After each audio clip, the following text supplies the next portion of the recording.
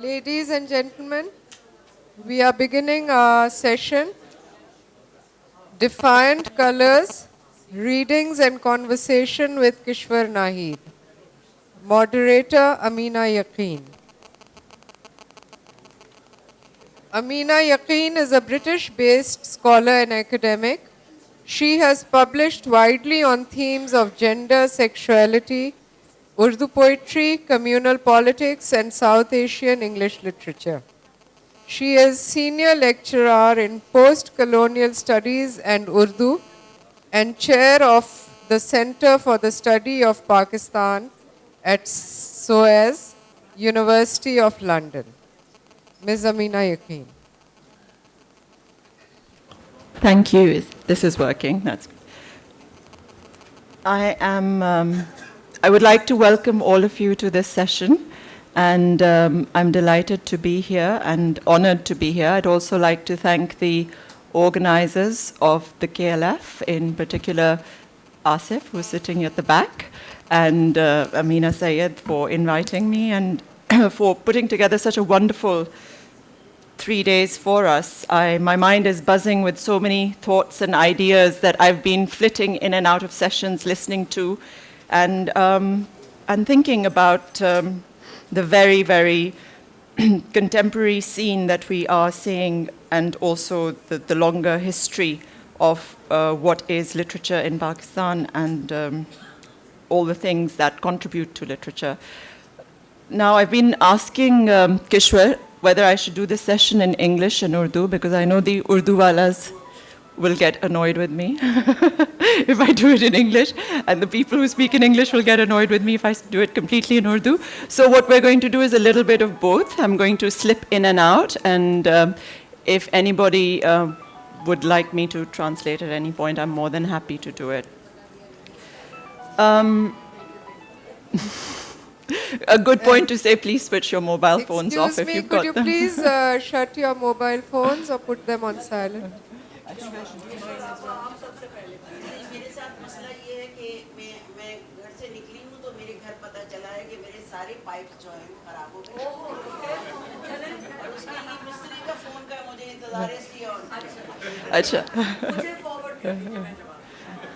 किशोर आपका एक बहुत अच्छा शेर भी है इस मौजू पे, आप सुनाइए। घर के कामों से फुर्सत नहीं, घर के धंधे तो निमटते ही नहीं, क्या ये माइक चलता है? घर के धंधे तो निमटते ही नहीं है नाहिद, मैं निकलना भी अगर शाम को घर से चाहूँ। Thank you so much. I think that's a good start for us, because it gives us an insight into the juggling act that goes on in Kishwar's poetry. And I wanted to start with before we celebrate the publication of Defiant Colors, the selected poems edited by Asif of Kishwar's poetry. Asif Arukhi, again, who's at the back and hiding. We wanted him to be here in the front, so we'll call him shortly. But I wanted to start with something from Kishwar's autobiography, Buri Aurat Ki Katha. And this is a translation that I did. I don't have the book with me, otherwise I would have read it to you in Urdu. And she says, "Poetry has made me very unhappy. If I had abandoned poetry, then I might have been accepted as a pure and dutiful wife. I would have been held in esteem as a devoted mother, been closer to my sisters and brothers, understood less of the world, mostly spoken with dishonesty, succeeded in making fewer enemies, and felt that living alone curtailed my happiness. But," she says, "poetry has made me content. The entire country and the entire world seem like my maternal home. I have been given so many friends and well-wishers that the warmth from their love inspires me to keep working non-stop." Born in Bulandshahr, Uttar Pradesh, India in 1940, Kishwar Nahid is one of the best-known feminist poets of Pakistan, and we have eminent personas sitting here like Fehmida Riaz and Zahra Nigah as well. And she is one of the pioneers amongst these three inspiring women poets. She has produced over the span of 40 years a body of work that is innovative, defiant, political, and self-aware. Her first collection of poetry, La Begoya, was published in 1968. It won the prestigious Adamji Prize of Literature. This collection was followed by a collection of nazms by translations of foreign poetry and many works in free verse. And Kishwar is an extremely diverse poet. There's nothing that she does not do. So she does, maybe I haven't read a short story, I think. I'm not sure. But she has written for children and for the Daily Jung, published the autobiography in 1994. In 2001, we saw the collected poetic work released in the volume Dashte Kes Mein Leila. And I think that was 1,312 pages long. Her daily columns in Jung have also been collected and published in 1999. Her poetry is translated into numerous languages, and her poem, We Sinful Women, gave its title to a path-breaking anthology of contemporary Urdu poetry, translated and edited by Rukhsana Ahmed, which was published in London by the Women's Press in 1991. And that's where my connection to Kishwar comes into play, because I really came into contact with her poetry as a postgraduate student in London, bizarre as that may sound, having grown up and studied in Lahore as a young adult, and spent my formative years there. And I think Rukhsana's collection represented the poetry of represented an untypical introduction to Pakistani women that was available in what was writing and translation that we had to study on courses, or chose to study on courses that we were doing in post-colonial literature, in contemporary English literature, in British literature, etc. And I was thinking of that when, listening to some of the sessions on English literature, thinking what an important contribution translation in Urdu, from Urdu literature to English has also made to that field. Now, Kishwar, as you know, has held the position of the Director General of the Pakistan National Council of the Arts before her retirement. She's also been editor of Mahe-No, and she's also the founder of Hawa that she runs. And I think I wanted to just mention all of that as an introduction to her, because I'm sure all of you are familiar with all of that, but it's just a reminder of the very active and complex persona that makes up the person that you see before you today, Kishwar Naheed. And I'm going to ask Kishwar to comment a little bit on the extract that I read from Buri Aurat briefly. And I would also like to add to it a comment by Asif. Asif Farooqi, not in the introduction to this, which I haven't had time to read because I just received it last night, but this is from an old interview with Kishwar Naheed entitled Banue Guft Ashna. And he commented that if Edward Albee wrote in Urdu and he had written the drama Who's Afraid of Virginia Woolf, sitting in Pakistan, then he would have called it Who's Afraid of Kishwar Naheed? The answer to this is many people. And I was told yesterday that ये session बहुत खतरनाक होगा. तो इस पे आप ज़रा कुछ कहेंगी? इसके जवाब में जी. मैं नज़्म पढ़ देती हूँ जो कि इंतखाब की है बेदार बख्त और लेज़ली लिविंग ने ट्रांसलेट की थी. मैं शायरी करती हूँ क्योंकि मैंने ख़ुदकुशी नहीं की है. मैं ज़िंदगी करती हूँ क्योंकि मैंने दिलबरी नहीं की है. मैं नौकरी करती हूँ क्योंकि मैंने सरवरी नहीं की है. मैं आगे ही आगे चलते रहना चाहती हूँ क्योंकि पीछे मुड़कर वीरानी नक्श पा देखने की हिम्मत नहीं है. मैं हंसते ही हंसते मर जाना चाहती हूँ क्योंकि चेहरे के ज़ख्म आलूद गढ़ों को मुजस्सम करने की हिम्मत नहीं है. बयाबा माथे, खज़ां खुर्दा आँखें और सोख्ता जान शौक़ कैसे कैसे खसीने हैं कि लब खुलते ही नहीं.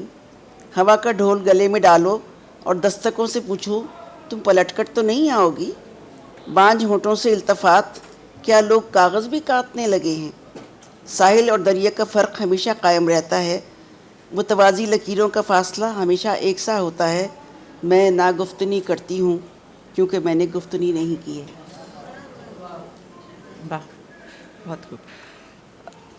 اچھا, آپ کی شاعری پہ بہت لوگوں نے تبصرہ کیا, اور آصف کا ایک چھوٹا سا تبصرہ میں نے آپ کے سامنے پیش کیا. ایک اور کرٹک بلا لو آصف کو. جن کا میں واسطہ دینا چاہتی ہوں, انتظار حسین. انہوں نے when he reviewed your book ملامتوں کے درمیان, انہوں نے اس ریویو کا نام انہوں نے نئے زمانے کی برہن رکھا. اور آئی تھنک اس میں ایک بڑی میرے لیے as a literary critic it was a useful evaluation of the difference that marks your ghazals, and one can think about it critically. One doesn't have to go with Intezar Saab's interpretation, but I'm interested in sort of asking you about it. انہوں نے ملامتوں کے درمیان کو انہوں نے کہا, جب میں نے پہلی دفعہ یہ کتاب پڑھی تو میں نے سوچا کہ یہ ہندی شاعری کی کتاب ہے, یہ اردو شاعری کی کتاب نہیں ہے. ٹھیک. اور ان کا جو آرٹیکل تھا, پھر انہوں نے کہا کہ جو ان کا شروع کا ریاکشن تھا وہ اس بات پہ بیس تھا کہ جو اردو شاعری کی ٹریڈیشنل بلاوڈ ہے وہ فیمنن ہوتی ہے یا فیمیل ہوتی ہے, اور جو لور ہے وہ میل ہوتا ہے. اینڈ ان کو سوری, تھوڑا سا انگریزی میں لکھا ہوا ہے تو میں ساتھ ساتھ ٹرانسلیٹ کر رہی ہوں. And he found more similarities in Nahid's voice to the lovesick singing separated beloved birahan of the Hindi song than یا گیت جس کو ہم کہتے ہیں یا اردو کے مقابلے میں. تو لیکن پھر انہوں نے کہا کہ جب میں نے پورا آپ کی کلیکشن کو پڑھا تو دین آئی تھاٹ کہ میں اس بات کو بھی تھوڑا سا چینج کرنا چاہتا ہوں کہ یہ جو برہن ہیں یہ برہن ٹریڈیشنل سانگ نہیں گا رہی, یہ ایک نیا گانا گا رہی ہیں, آج کل کے زمانے کی عورت ہے. اور انہوں نے کہا کہ یہ ایک ایجوکیٹڈ عورت ہیں جو کہ ماڈرن زمانے کی بات کر رہی ہیں. تو آپ کی اس بات سے مجھے یاد آتا ہے کہ آپ کی پہلی کلیکشن میں دوہے بھی موجود تھے. تو آپ کا کیا آپ کیا کہتی ہیں, ہندی اور اردو میں کیا آپ ریلیشن شپ دیکھتی ہیں؟ کیا آپ کی شاعری میں ایک سیلف کانشیس ریلیشن شپ ہے دونوں میں, یا آپ اس میں فرق سمجھتی بھی ہیں کہ نہیں سمجھتی؟ آپ کچھ دیکھیے, میری تربیت میں جب اسکول میں تھی, بچپن میں چوتھی کلاس تک میں بلند شہر میں پڑھی ہوں, تو میں نے ہندی پڑھی ہوئی ہے. ہندی اب بھی میں پڑھ سکتی ہوں. فارسی میرے کورس میں شامل تھی اور ہائی اسکول تک تو کمپلسری تھی, اور اس کے بعد آپشنل پڑھا, اور اس کے بعد حافظ اور قرۃ العین طاہرہ کو صوفی صاحب سے صوفی تبسم سے پڑھا, اور رومی کو مختار صدیقی سے سیکھا. تو اس طرح سے ساری زبانیں میرے زبان کے ذائقے میں شامل ہوتی گئیں. شروع میں جب میں پڑھتی تھی, جب میں ابھی کالج میں تھی, تو اس زمانے میں جمیل الدین عالی کے بڑے دوہے مشہور تھے, اور گیت بھی میں نے ریڈیو کے لیے, ٹیلی ویژن کے لیے لکھے تھے. تو اسی زمانے کی غلط کاریوں میں میری یہ بھی غلط کاری شامل ہے کہ میں نے دوہے بھی لکھے, ورنہ مجھے کچھ زیادہ اچھے نہیں لگتے, کیونکہ اس میں وہ برہن آ جاتی ہے جو انتظار صاحب کے قریب بیٹھی. نہیں وہ تو زہرا پہ بیٹھی. نہیں مطلب ان کے ذہن کے قریب جو ہے, مطلب یہ تو وہ یہ کہ انتظار صاحب کا کہنا یہ ہے کہ جتنے بھی گیت ہیں ہندی کے, اس میں برہا کی ماری بیچاری عورت ہی ہے, اور برہا کا مارا مرد تو کہیں نہیں ہوتا, لیکن وہ روتی رہتی ہے, اور یہ کشور ناہید جو یہ ہنستی رہتی ہے. تو اس لیے یہ نئے زمانے کی برہن ہے. یہ ان کا کہنے کا مطلب یہ تھا. اچھا, انتظار صاحب سے ہم بعد میں کچھ پوچھیں گے. اچھا چلو, انلیس آپ ابھی کچھ کہنا چاہتے ہیں. نہیں, اللہ پوچھے تو اللہ پوچھے انہیں.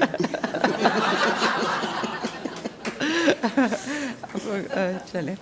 اچھا, آپ کی کلیکشن سیاہ حاشیے جو تھی وہ 1986 میں چھپی, اور وہ ہے اس میں جو ریفلیکشن ہے وہ بہت جو 1980s کا پولیٹیکل کلائمیٹ تھا پاکستان میں، اس میں بہت زیادہ ریفلیکشن ہے اس پیریڈ کی. اور اردو والے تو یہ بھی پہچانتے ہیں کہ جو ریفرنس ہے آپ کے ٹائٹل میں، وہ منٹو کی جو کلیکشن ہے شارٹ پارٹیشن کے بارے میں، سیاہ حاشیے، جو انہوں نے پبلش کی 1948 میں پاکستان آ کے، جس میں تو اس میں ڈائریکٹ کمپیریزن تو نہیں میں کر رہی، لیکن میں آپ سے پوچھنا چاہتی تھی کہ کیا یہ ان جو آپ کا چوائس تھا ٹائٹل کا اپنی شاعری کی کتاب کا، جو اس وقت سیاہ حاشیہ، جی اصل میں ملٹیپل افیکٹس ہوتے ہیں جو کہ آپ کی شاعری میں، آپ کی زندگی میں اور آپ کے پریزنٹیشنز میں ہوتے ہیں. 1984 میں میرے ہسبینڈ یوسف کی ڈیتھ ہوئی تھی، تو 86 تک جو شاعری لکھی گئی، زمانے کے ضیاء الحق کا پورا زمانہ ہے. یہ وہ زمانہ ہے جب مجھے جا کے قید سے کبھی حبیب جالب کو لانا پڑتا تھا، کبھی کسی کو لانا پڑتا تھا کہ وہ، اور کبھی یہ ہوتا تھا کہ آج فلاں کو کوڑے سنائی دیے گئے ہیں، آج فلاں کو کوڑے سنائی دیے گئے ہیں، اور پھر ان کوڑوں لگتے ہوئے ان کے سامنے مائکروفون رکھ دیا جاتا تھا. اس مائکروفون کی آواز کو سن کے لوگوں کو عبرت دلائی جاتی تھی کہ معافی نامے کا تھدا رکھا ہے، اس تھدے سے اگر تم کوئی معافی لینا چاہتی ہے تو معافی لیں اور اس سے جیل سے نکل جائیں، ورنہ یہیں رہیں. تو لیکن بڑے فخر کی بات کے ساتھ کہتی ہوں کہ چاہے انور سجاد ہو، چاہے احمد بشیر ہو، چاہے صفدر میر ہو، جن کو بھی گرفتار کیا گیا، کوئی معافی مانگ کے باہر نہیں آیا. یہ بہت بڑی بات تھی ادب کے لیے. تو میرا یہ اسپیس جو ہے، اس میں یہ وہ زمانہ بھی ہے جب مجھے گھر بٹھا دیا گیا، یہ وہ زمانہ بھی ہے جب مجھے زبردستی پوسٹنگ دی گئی، تو یہ کہہ کے دی گئی کہ کوئی اس کے پاس فائل نہیں لے کے جائے گا، اور مجھے وہ کمرہ دیا گیا جہاں پہ اوپر چھت سے چوہے گرتے تھے اور اس میں لائٹ نہیں تھی. تو میں اپنا ٹیبل لیمپ لے کے جاتی تھی جو جلا کے، تو اس کمرے میں بیٹھ کے اپنا لکھتا پڑھتی رہتی تھی، کیونکہ 6 سال کے بعد مجھے نوکری پہ بحال کیا گیا تھا. تو یہ اس زمانے کی چیزیں ہیں. اور اس میں سیاہ حاشیہ جو ہے وہ منٹو صاحب سے کوئی تعلق نہیں. سیاہ حاشیہ میری زندگی کا سیاہ حاشیہ ہے کہ جب یوسف کی ڈیتھ ہوئی. اور گلابی رنگ وہ ہے جو میں نے اپنے اوپر محنت کر کے یہ طاری کیا کہ تنہائی جو ہے یا اکیلا پن جو ہے وہ خلا نہیں ہوتا، اس کو بھرنے کے لیے آپ کے پاس شاعری کی موجود ہے، اور شاعری کے ذریعے آپ اس خلا کو اپنی ہم سفر بنا سکتے ہیں. اور یہ میرے عنوان کا مطلب تھا. اچھا ٹھیک. اچھا، اب آپ نے سنس آپ نے یوسف کا ریفرنس دیا، تو آپ کی شاعری میں ان کے بارے میں بھی کافی ریفرنسز ہیں، کافی آپ کے جو اور اس کے بارے میں لوگوں نے لکھا بھی ہے، اور آصف نے بھی آئی تھنک میں نے تھوڑی سی جلدی میں انٹروڈکشن پڑھی، اس کا بھی ریفرنس ہے اس میں. تو آپ کی ریلیشن شپ کا آپ کی شاعری پہ کیا اثر تھا؟ کیونکہ آپ نے اپنی بایوگرافی میں اس کے بارے میں بہت لکھا ہے کہ یہ آپ کو فیل ہوتا تھا کہ ان کے مقابلے میں، ان کے سرکل میں آپ کی شاعری جو تھی اس کا لیول ایک جیسا نہیں سمجھا جاتا تھا.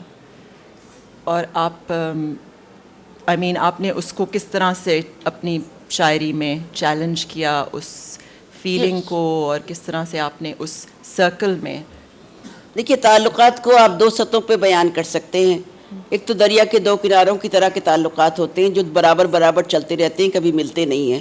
میاں بیوی کے تعلقات اکثر ایسے ہوتے ہیں.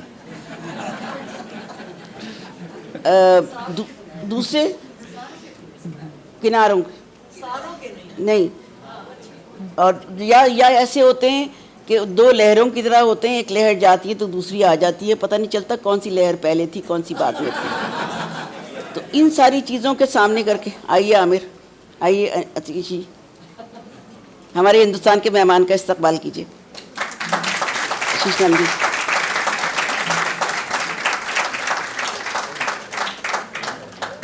تو جن رشتوں میں تھوڑی سی محبت یا تھوڑا سا غصہ ہو، ان میں تو اوپر نیچے ہوتا رہتا ہے. اور جن رشتوں میں سہل گزارنے کا طریقہ ہو، how are you, how do you do, وہ ٹھیک رہتے. تو میرے یہاں یہ رشتہ نہیں تھا ہاؤ ڈو یو ڈو، میرے یہاں مشکل رشتہ تھا. ٹھیک. آپ میں ایک آپ کی نظم جو ہے یوسف کامران، اس سے تھوڑی سی میرے پاس ایک ٹرانسلیشن ہے، آپ اجازت دیں تو میں پڑھ دوں؟ نہیں لوگوں کی اجازت لیں. You were dear to me, I know. You were my love's captive. My desire, you were forever love's mad secret. What struck you that you confused your footprints with your pale face? You misted over the henna on my palms. From the hot iron bars of jail, you tormented my children. You who were love's captive, how did the world come to know? I think that's an what I would call a very enigmatic poem. اس کا وہی reference Zia الحق کا زمانہ. ہم ایک گھر میں رہتے تھے جو فوجی کو الاٹ ہو گیا. وہ رات کے 2 بجے گھر خالی کرانے کے لیے آیا. تو یوسف اور ان کے باپ نے باہر نکل کے کہا کہ یہ کوئی وقت ہے, یہ کوئی طریقہ ہے. تو باپ اس کا لڑنے لگا تو یوسف نے کہا فوجی گدھے ہوتے ہیں, ملک چلانا کیا جانے. اور اس فقرے کے اوپر ان کے وارنٹ گرفتاری نہ صرف نکلے بلکہ ناقابل گرفتاری وارنٹ نکلے. اور یہ کہ میں نے ہتھ کڑی لگے اور جیل جاتے ہوئے اپنے ابا کو سن 47 میں دیکھا تھا. یوسف کو پھر میں نے ضیاء الحق کے زمانے میں دیکھا. اور اس کے بعد پھر وہ جب میں جیل گئی اور کوٹری نمبر 270 کہا گیا تو میں چکی نمبر 270 کہا گیا تو میں نے کہا ہے یوسف سے چکی پسوا رہے ہیں. تو پتہ لگا کہ جیل کی کوٹریوں کا نام چکی ہوتا ہے. تو اس چکی کو اس لیے اس کہا گیا تھا. تو پھر اس کی ان چیزوں کے بعد یہ نظم میں نے لکھی تھی. اچھا چلیں, تھینک یو کشور. میں دیکھ رہی تھی کہ کیا اس کلیکشن میں سینسرشپ ہے, تو آپ سنس ہم 1980s کی بات کر رہے ہیں اور ان چیزوں کی باتیں کر رہے ہیں, تو آئی تھنک وہ ایک بہت ریلیونٹ پوئم ہے. آپ اگر پڑھ دیں تو میرے پاس ٹرانسلیشن تو موجود ہے. بیک گراؤنڈ ہے اس نظم کا. بیک گراؤنڈ یہ ہے کہ جب ہمارا 12 فروری اب آنے والا ہے, بلکہ 12 فروری کو ہمارا جلوس تھا اور حمید جالب کو میں لے کے گئی تھی نظم پڑھنے کے لیے. ہم دہر میں بے یار و مددگار نہیں ہم. تو ابھی ہم 10 قدم بھی نہیں نکلے تھے کہ ہمارے اوپر اس طرح لاٹھیاں پڑیں اور اس طریقے سے ہمارے اوپر آدھی عورتیں تو مار کھا کے ہسپتال پہنچ گئیں اور آدھی عورتیں جو تھیں وہ جیل پہنچ گئیں. تو اس کے بعد جو فوٹوگرافرز جتنے تھے ان کے کیمروں سے وہ فوری طور پر فلمیں نکال لی گئیں. اور فلمیں نکالنے کے بعد ان کو نہ صرف اسی وقت پیروں کے نیچے کچل دیا گیا بلکہ یہ کہا گیا کہ اگر کوئی اس کو کرے گا آگے تو ہم اس کو بھی جیل میں اٹھا کے ڈال دیں گے. ویسے ہے کہاں وہ نظم؟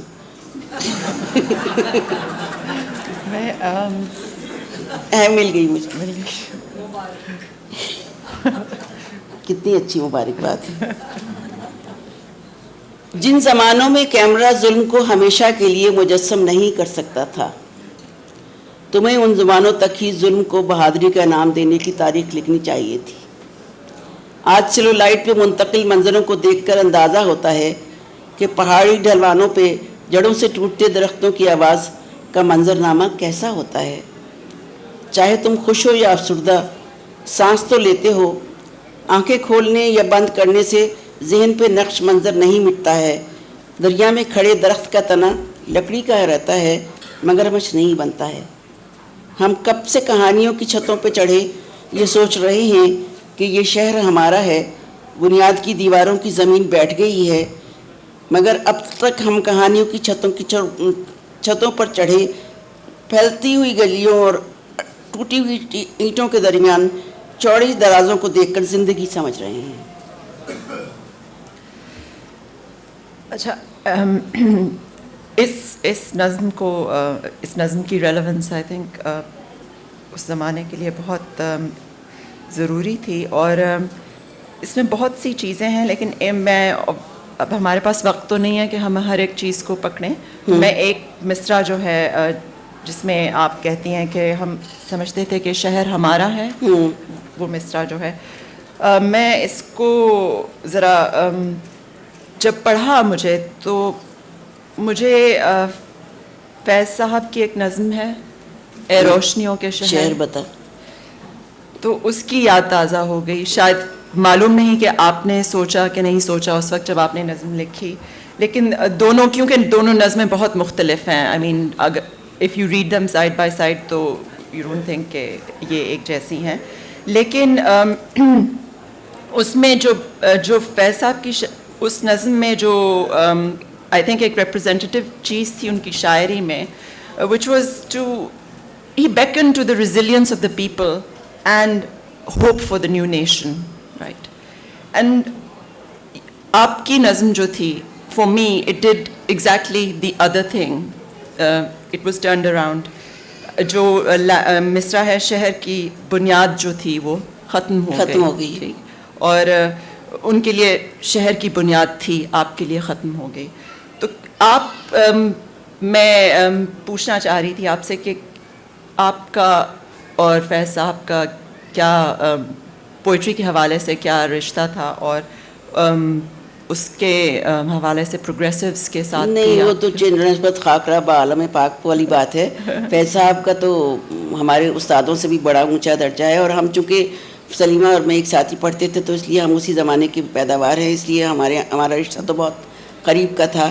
لیکن ایک بات جو فیض صاحب نے, جب میں نے غزل پڑھی تھی کہ کچھ یوں بھی زرد زرد سی نہ ہی داشت تھی, کوئی چھوڑنے کا رنگ بھی کھلتا ہوا نہ تھا, تو فیض صاحب نے کہا تم کیسی شاعری کرنے لگی ہو؟ میں نے کہا جیسی عورت کو کرنی چاہیے. اچھا, تو عورت کو بھی شاعری کرنی چاہیے.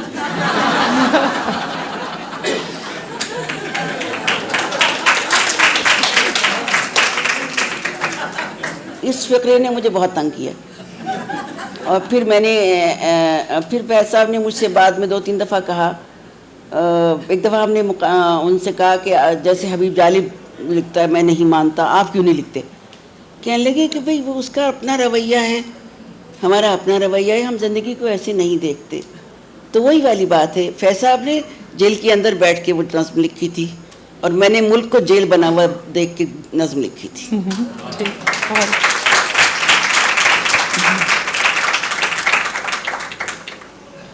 اچھا, اور اب سنس ہم جن نظموں کی باتیں کر رہے ہیں جس کلیکشن میں سے وہ آتی ہیں, اس میں اب آپ کا قومی ترانہ جس کو آپ کہتی ہیں وہ بھی موجود ہے, ہم گناہ گار عورتیں. تو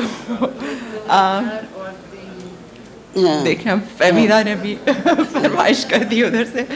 تو میں اس کے بارے میں پوچھنا چاہتی تھی, میرے لیے ایز اے کرٹک ایک سوال اٹھتا ہے کہ آپ کی جو نظمیں ہیں وہ کئی دفعہ اکثر ایکٹیوزم سے بہت جڑی ہوئی ہیں. تو آپ اس زمانے کی جو یہ نظم ہے, اس وقت ویمنز ایکشن فورم کا بہت زور تھا, آپ کو ان چیزوں کے ساتھ how did you feel that you had to write as a poet, or did you feel it was more important to be an activist at that time? You know, where did one's energies lie? You know, can you do both? You can do both. یہ بھی مرحلہ وہی ہے 12 فروری کا جو میں بتا رہی ہوں کہ جب جالب صاحب نے نظم پڑھی اور ہم لوگ جیل میں گئے, آدھے جیل میں گئے اور آدھے ہسپتال گئے, تو اگلے دن اخبار میں اتنی سی خبر تھی ہمارے اس جلوس کی کہ عورتوں پہ لاٹھیاں پڑیں اور اس طرح گئے, اور اتنی بڑی خبر تھی مولویوں کی کہ جو عورتیں اس جلوس میں شامل تھیں ان سب کے نکاح فسخ ہو گئے.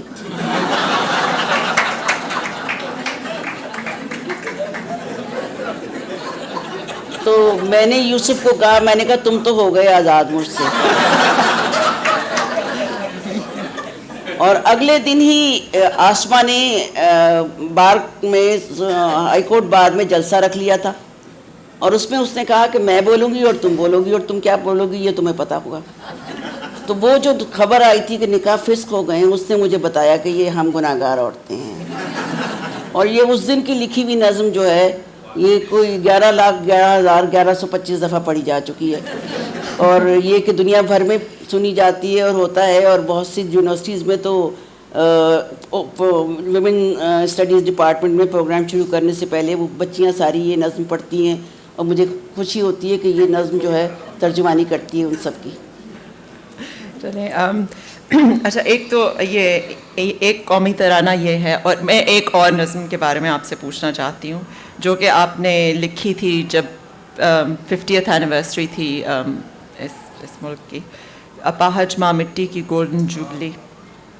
تو آپ پڑھیں گے ہمارے لیے؟ وہ بہت بڑی ہے. بہت بڑی، تھوڑی سی پڑھنا ہے. نہیں بہت بڑی ہے, وہ سمجھ میں نہیں آئے گی لوگوں کے, اچھا ویسے بھی نہیں سمجھ میں آتی. نہیں وہ 3 صفحے کی نظم ہے. پڑھ دیں پڑھ دیں. کہاں سے؟ ایک صفحہ پڑھ دیں. پھر ڈھونڈنی پڑے گی. یہ میں آپ کو بتاتی ہوں, پیج 139. 139.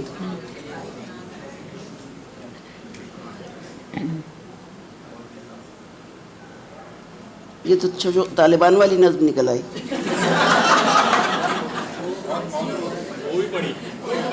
وہ بھی پڑھیں گے.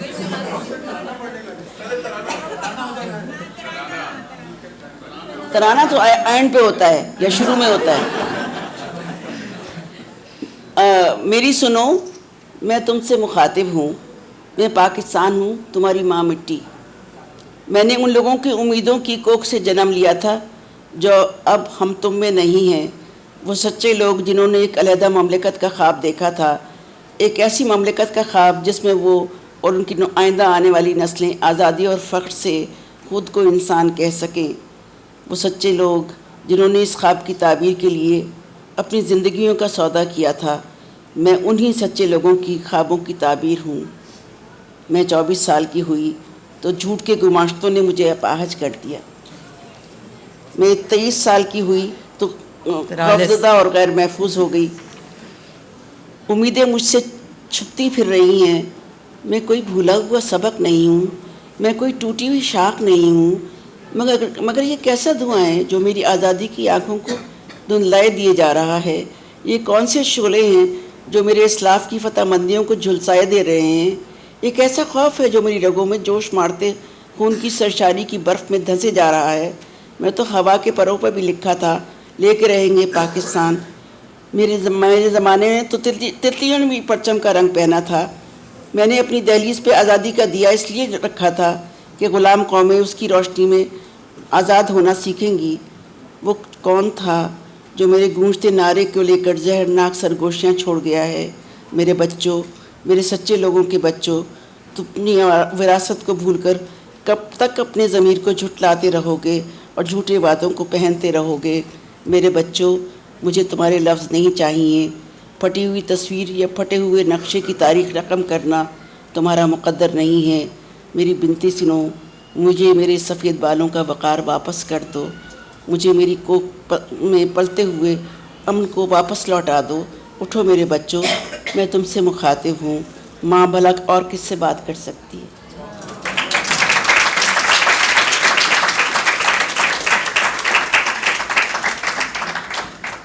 اچھا, آپ کی یہ نظم پڑھ کے مجھے ایک اقبال کی نظم یاد آئی. آپ کو پتہ نہیں یاد آئے کہ نہ آئے. تصویر درد. اب اگین میرے پاس ٹرانسلیشن ہے اس وقت, میرے پاس اردو اوریجنل نہیں ہے, تو اس کا ایک چھوٹا سا ایکسٹریکٹ ہے. And it goes like this. Oh my India, I can not bear to see you so. My eyes are full of tears at your miserable plight. My pen writes your elegy. تو آپ کی بھی جو نظم ہے وہ it feels like it's an elegy for Pakistan. Yes. How do you feel? I mean, you wrote that نہیں 10-15 years ago now? میں پاکستان کی 50ویں سالگرہ پہ ہی لکھی تھی. جی. اور جب لوگوں نے کہا کہ جاگو پاکستان اور زندہ باد پاکستان, مجھے یہی نظم سامنے آئی, یہی لکھ سکتی تھی. اس زمانے میں ظاہر ہے 1947 کے بعد 50 سال کب ہوتے ہیں؟ 97 میں. تو اس زمانے میں تھوڑی سی آزادی تھی, بے نظیر کا زمانہ تھا. تو اس زمانے میں خیر نظمیں تو میری زیادہ تر پبلش نہیں ہوتی تھیں, کتابی شکل میں ہی چھپتی تھیں. لیکن مجھے یہی احساس تھا, بیکاز میں اپنے آپ کو کہا کرتی ہوں, اسی لیے اسی میں اس نظم میں لکھا ہے کہ میں کہتی ہوں جب میں پیدا ہوئی تھی تو سن 40 کا زمانہ تھا, پاکستان کے قیام کی تصویر کھینچی گئی تھی. 47 کا زمانہ میرے بچپن کا زمانہ انتہائی درد کا زمانہ تھا کہ ہر طرف قتل, غارت اور اغوا اور قتل دیکھتی ہوئے بچپن گزرا تھا. جوان ہوئے تو سن 71 میں سقوط مشرقی پاکستان ہو گیا جو ہمارے دل پہ زخم کاری کی طرح ہے. اور اس کے بعد ہم مارشل ریس نہیں بنے, ہم مارشل لاء ریس بن گئے. اور اسی طریقے سے ہم اب تک زندہ ہیں. آج ہم پہ یہ عالم بھی آ گیا ہے کہ ہم طالبان کے ساتھ مذاکرات کر رہے ہیں. سنس آپ نے طالبان کا نام لے ہی لیا تو آپ طالبان کی نظم بھی یا وہ یہ سب بہت سن چکے ہیں. بہت سن چکے ہیں. اچھا.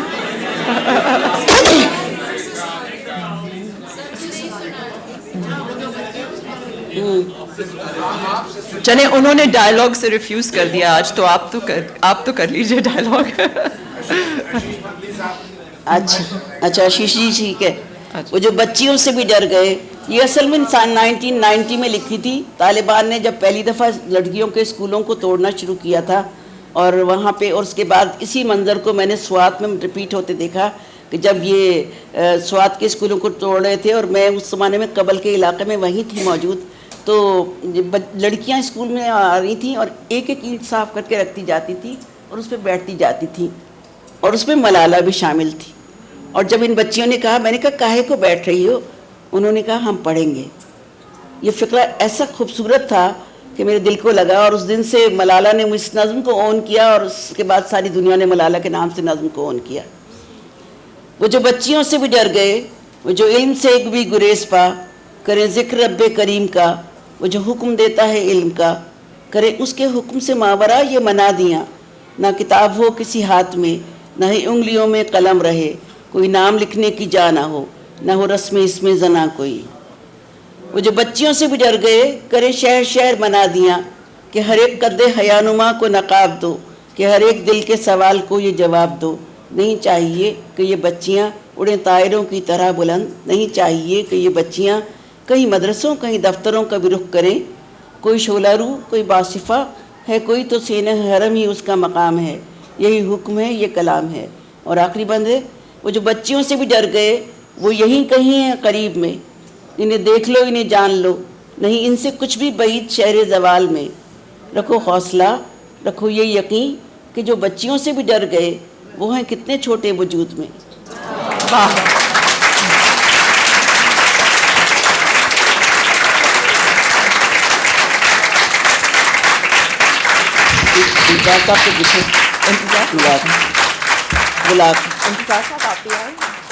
کشور نے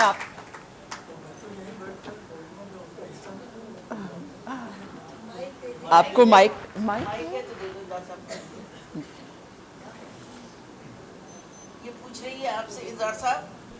یہ آپ سے پوچھ رہی ہے کہ آپ نے مجھے نئے زمانے کی برہن کیوں کہا.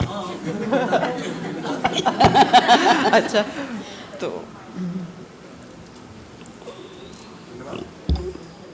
جناب آواز آ رہی ہے؟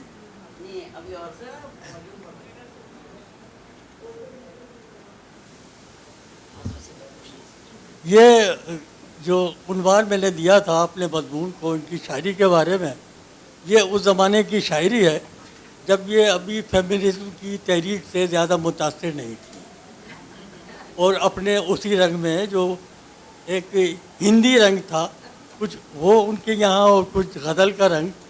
تو اس میں جو نظمیں انہوں نے لکھی تھی تو ان کی جو کیفیت تھی اس پر مجھے یہ خیال آیا, مجھے ایک برہن ایک کردار ہے ہندی گیتوں کا, اور 12 ماسا جو ایک صنف ہے اس میں زیادہ وضاحت کے ساتھ یہ کردار آتا ہے کہ اس کا پیا جو ہے وہ بہت دور کہیں چلا گیا ہے, اور وہ اسے یاد کر رہی ہے, اور گریا کرتی ہے, یاد کرتی ہے, پپیے سے کہتی ہے کہ اسے پیغام پہنچا دو, جلدی آ جائے.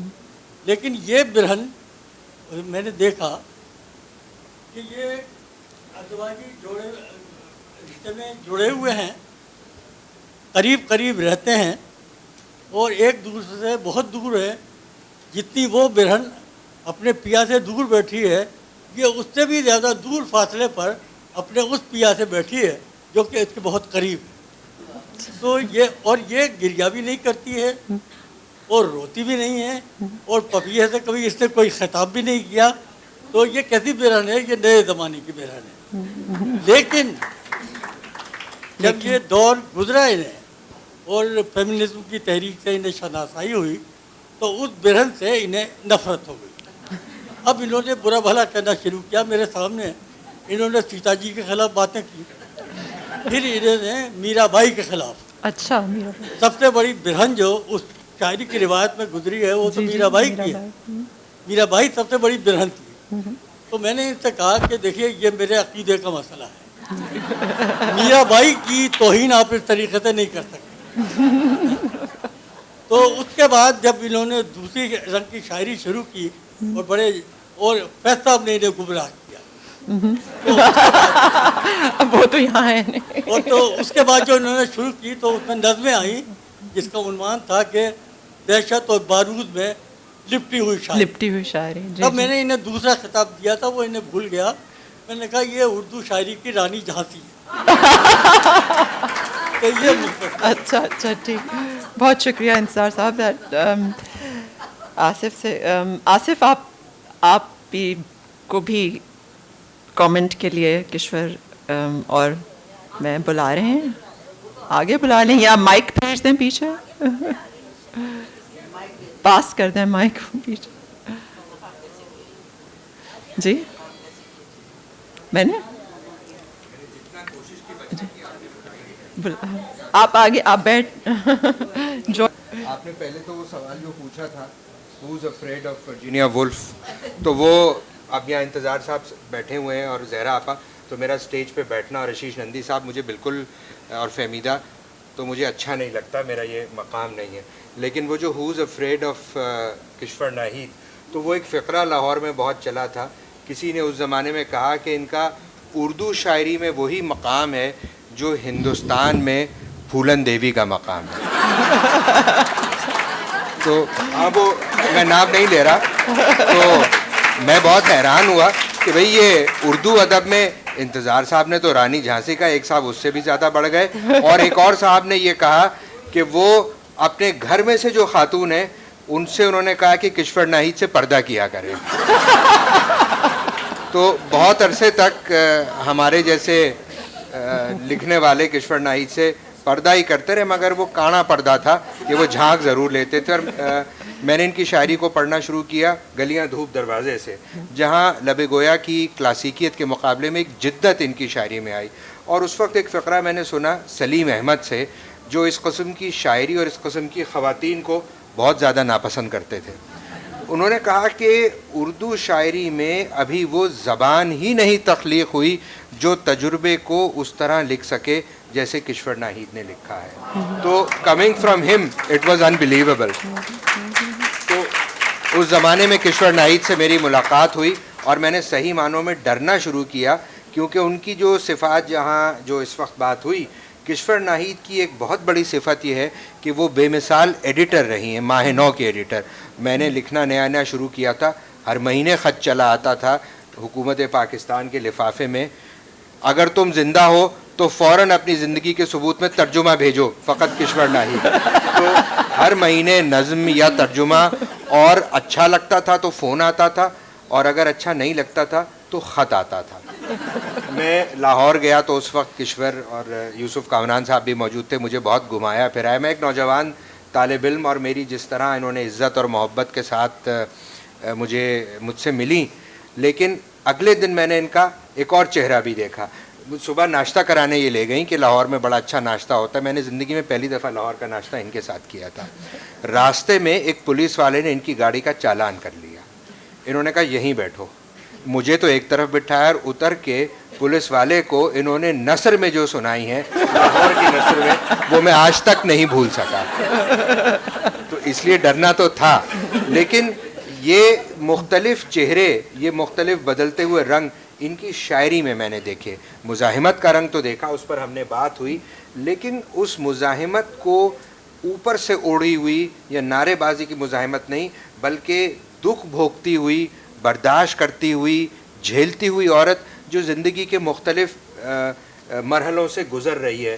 وہ کہیں ہاؤس وائف ہے, کہیں برہن ہے, کہیں وہ عمر کے ساتھ ساتھ تنہائی کا اور بچوں کے بڑے ہو جانے کا, اور جسے اب ایمٹی نیسٹ سنڈروم کہتے ہیں, اس کا شکار ہے. کہیں وہ اتنی تنہائی ہے کہ وہ سٹیپنی سے مکالمہ کرنے لگتی ہے, کہیں اس کے یہاں اتنی تنہائی ہے کہ وہ شاعری سے کہتی ہے کہ تم اب میرا پیچھا چھوڑ دو, خدا حافظ.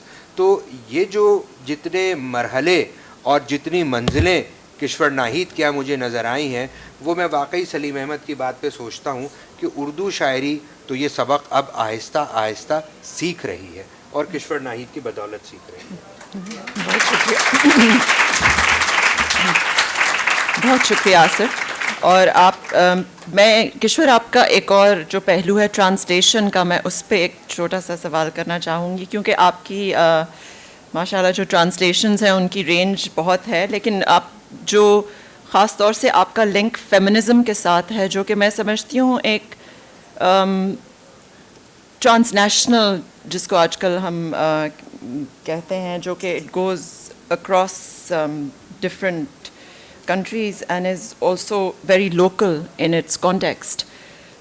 اس کا رجحان آپ کی شاعری میں نظر آتا ہے، لیکن آپ کے انفلوئنسز کے بارے میں، فیمنزم کے جو انفلوئنسز ہیں اس کے بارے میں تھوڑی سی بات کرنا چاہتی تھی. آپ نے ٹرانسلیشن کی ہے سیمون ڈی بووار کی دی سیکنڈ سیکس، آپ نے جو ہے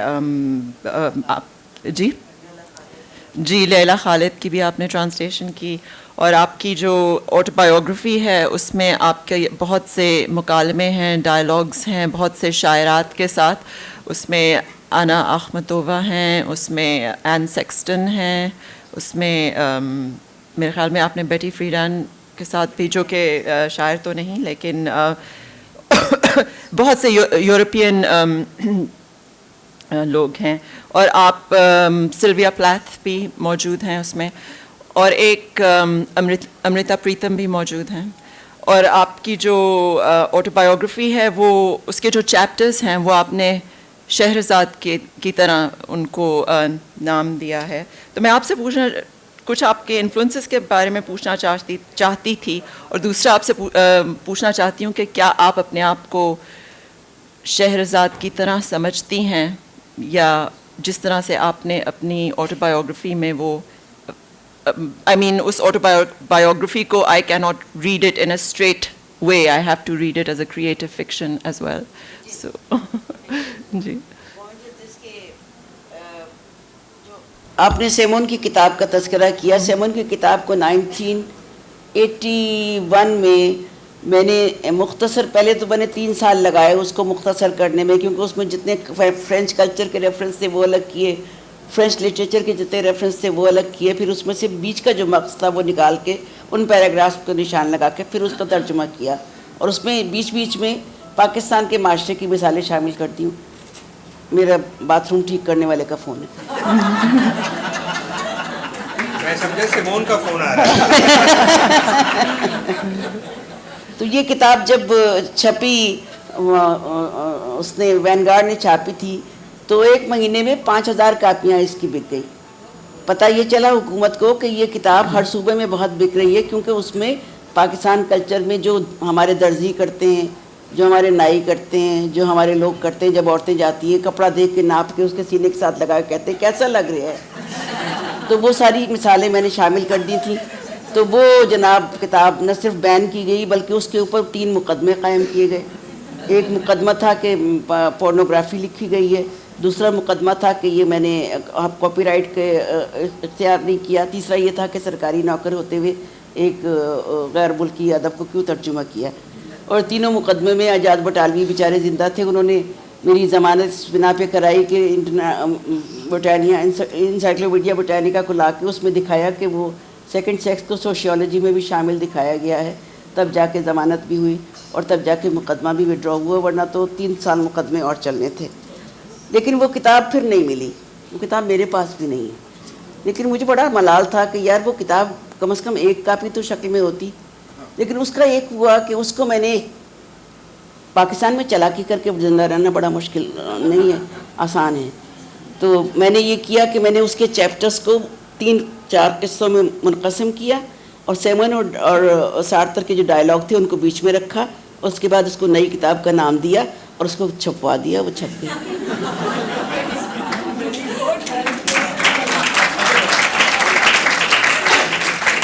اور اس کتاب کا نام رکھا عورت مرد کا رشتہ. اور وہ اس وقت بازار میں بک رہی ہے، اور یہاں اس وقت اسٹال پہ بھی ہوگی، خرید لینے جاتے. ٹھیک. دوسرا میرا سوال تھا کشور آپ سے کہ do you see yourself as Shahrzad, and if so who is the king, and do you envisage a happy ending? نہیں یوسی شہرزاد تو ایک استعارہ ہے, کوئی خاتون نہیں ہے, یہ کوئی کریکٹر ہیروئن نہیں ہے, الف لیلا ہاں ایک کردار ہے, اور وہ کردار ہر عورت کے اندر چلتا ہے کہ ہر رات جب وہ سوتی ہے تو صبح سوچتی ہے کہ صبح میری بہت اچھی ہوگی, اور صبح جب بچوں کے نیپکن بدلانے سے لے کر بچوں کو اسکول کو بھیجنے کی تیاری میں لگی ہوتی ہے, اور جب وہ بچوں کے نیپی بدل رہی ہوتی ہے اس وقت اسے غزل ہو جاتی ہے, تو اس وقت کی کیا کیفیت ہوتی ہے, یہ ساری باتیں یہ ساری کیفیتیں الگ الگ ہوتی ہیں. تو یہ سب چیزیں جو ہیں یہ گمان سے آگے کا سفر ہے. جو ایک دفعہ میں گاڑی چلا رہی تھی تو گاڑی بہت سست ہو گئی, کیونکہ میں کوئی غزل سوچ رہی تھی اور وہ مجھے پتہ ہی نہیں چلا کہ میں کہاں چلی گئی ہوں. تو ایک طرف سے ایک پولیس مین آیا اور اس نے کہا ارے آپ کشور ناہید ہو. میں نے کہا کیا ہوا, میں نے کہا, کہنے لگے آپ گاڑی اتنی آہستہ چلا رہی ہیں. میں نے کہا پتہ نہیں خراب ہو گئی ہے. میں نے کہا ہاں میں نے کہا ہاں میں ذرا سوچ رہی معافی چاہتی ہوں. تو اس وقت اس نے چالان نہیں کیا تھا, لیکن تو وہ اس طرح زندگی کے سارے ورق جب ہم پلٹتے جاتے ہیں تو جیسے پرانے زمانے کے ورق ہوتے تھے جو میری اماں کی تصویریں پیلی پیلی نظر آتی ہیں, دھندلے دھندلے نقوش نظر آتے ہیں, اس طرح ماضی آپ کو پیلا پیلا اور دھندلے دھندلے نقوش نظر آتے ہیں. لیکن جب آپ اس پہ غور کرنے لگو تو اس کے وہ سارے داغ نمایاں ہو جاتے ہیں جو آپ کی زندگی کے داغ ہوتے ہیں. اچھا کشور, ایک اور سوال تھا. کل آئی تھنک ایک ڈسکشن میں 6 بج گئے. 6 بج گئے. ایک لاسٹ امپورٹنٹ سوال ہے فیمنزم کے حوالے سے. کل ڈسکشن میں آئی تھنک ایک سوال اٹھا تھا کہ ہماری سوسائٹی میں there is no such thing as sexual desire. ٹھیک, سو آپ کی ایک نظم ہے گھاس بھی مجھ جیسی ہے, which is very much about sexuality, can be about sexuality and has been read as that. تو آپ یہ نظم پہ مجھے اس لیے فخر ہے کہ یہ نظم جب 1985 میں ڈیکیڈ آف ویمن منایا گیا تھا تو اس وقت جو ایمبلم بنا تھا یو این میں, اس پہ جو چیزیں شامل کی گئی تھیں اس میں یہ نظم بھی شامل کی گئی تھی.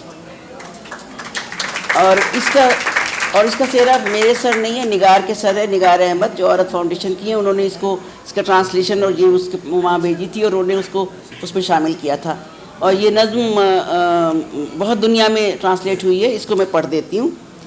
گھاس بھی تو مجھ جیسی ہے, گھاس بھی مجھ جیسی ہے, پاؤں تلے بچھ کر ہی زندگی کی مراد پاتی ہے, مگر یہ بھیگ کر کس بات کی گواہی بنتی ہے, شرمساری کی آنچ کی کہ جذبے کی حدت کی. گھاس بھی تو مجھ جیسی ہے, ذرا سر اٹھانے کے قابل ہو تو کاٹنے والی مشین اسے مخمل بنانے کا سودا لیے ہموار کرتی رہتی ہے. عورت کو بھی ہموار کرنے کے لیے تم کیسے کیسے جتن کرتے ہو. نہ زمیں کی نمو کی خواہش مرتی ہے نہ عورت کی. میری مانو تو وہی پگڈنڈی بنانے کا خیال درست تھا. جو حوصلوں کی شکستوں کی آنچ نہ سہ سکیں وہ پیوندے زمین ہو کر یوں ہی زور آوروں کے لیے راستہ بنا دیتے ہیں, مگر وہ پرے کہاں ہیں. گھاس نہیں, گھاس تو مجھ جیسی ہے. بہت بس. مجھے آپ نے پولیس والے کا ذکر کیا نا, چالان کر رہا تو مجھے یاد آ گیا کہ وہ جس چالان کے وقت میں گواہ تھا اور موجود تھا, اور میری گواہی اس وقت پوری تھی اس وقت کے قانون کے حساب سے. تو جب آپ نے اس کو گاڑی سے اتر کے بے نقط سنانا شروع کی تو اس نے کہا سر جی تسی ہو.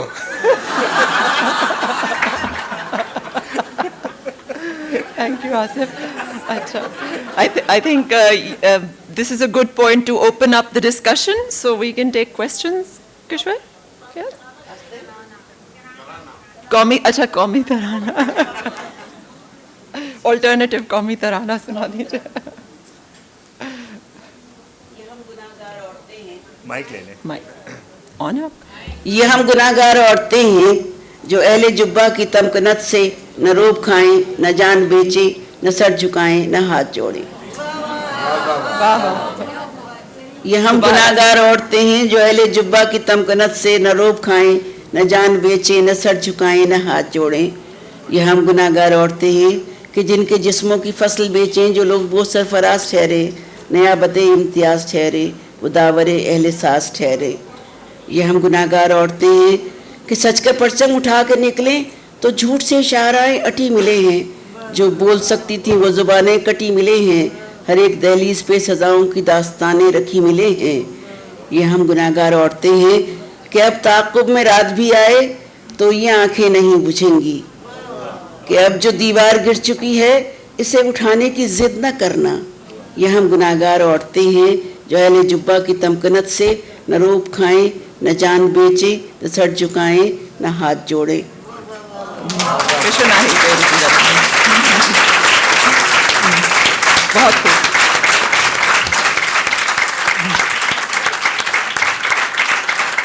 Q&A का टाइम? Thank you. अगर कोई सवाल करना चाहे,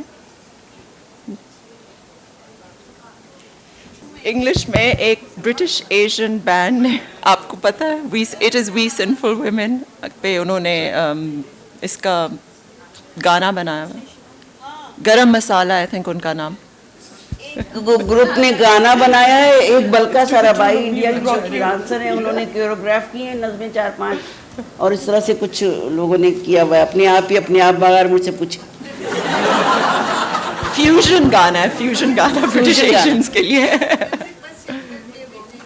लेकिन बहुत अच्छा ख्याल। अच्छा जी मैडम, प्लीज। जी इजाज़त सवाल की। मैडम मैं सवाल मुझे कहा गया मुख्तसर ही होगा, लेकिन मैं ये कहना ज़रूर चाहूँगा कि असमत आपा, हाजरा आपा और ऐनी आपा के बाद आपका नाम उर्दू अदब में असर हाज़र में ऐसा है जिस पर उर्दू लिटरेचर फ़ख्र कर सकता है।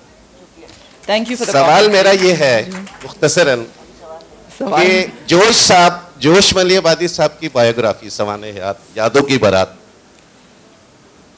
हमारी सवाने उम्री की जो रिवायत उर्दू अदब में चले आ रही है उसमें एक अहम नाम है, और एक नया आपका अंदाज बुरी औरत की कथा, दोनों में एक कदर मुश्तरक सच्चाई है, खरापन है, कड़वापन है, लेकिन असलूब का फ़र्क है। उन्होंने सच्चाई बैरून सतूर और आपकी सच्चाई जो है अंदरून सतूर है। कुछ ऐसी भी आइंदा आपकी सवालें आनी चाहिए जिसमें जो बहुत कुछ आपने नाम लिए बगैर जिन शख्सियात का जिक्र किया है कुछ उनका जिक्र हो जाए। बुरी दुनिया का कच्चा चट्टा हम मुंतजिर हैं। क्यों आपकी तमन्ना क्यों पूरी करूं? जी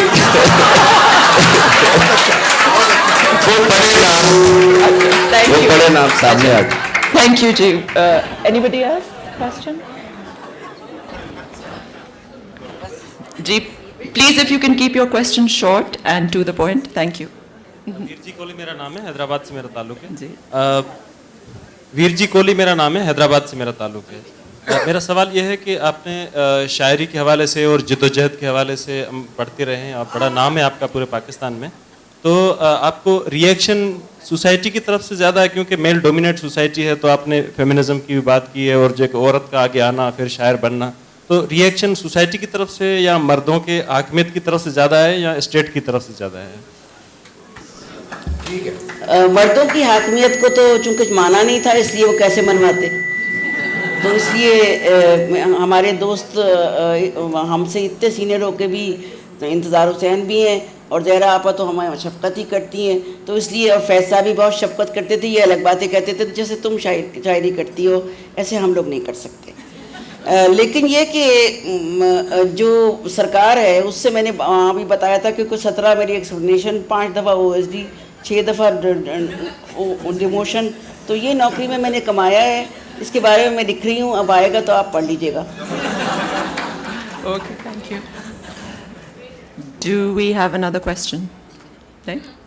ओके क्वेश्चन। एक तो हम शायर और शायरात और वुमन पोइटेस बड़ी सरपरस्ती और कदर हकारत के साथ कहते हैं हमें, और सामने बैठी भी हों तो बाज़ दफ़ा हम भूल जाते हैं, नज़र नहीं आता। हम सब क्यों नहीं जानते कि फ़हमीदा रियाज़ हमारे ज़माने की सिर्फ़ अच्छी शायरा नहीं है, इस वक्त जदीद उर्दू अदब के इंतहाई मोतबर नामों में से एक हैं, और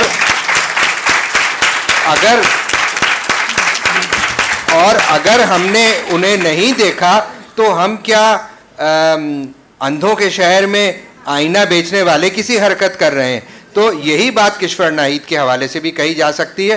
انہوں نے تو راستہ کھول دیا ہے, اور عورتوں کے لیے بھی اور مردوں کے لیے بھی. ہے کتنے لوگوں میں ہمت کہ اس راستے پہ چل سکیں؟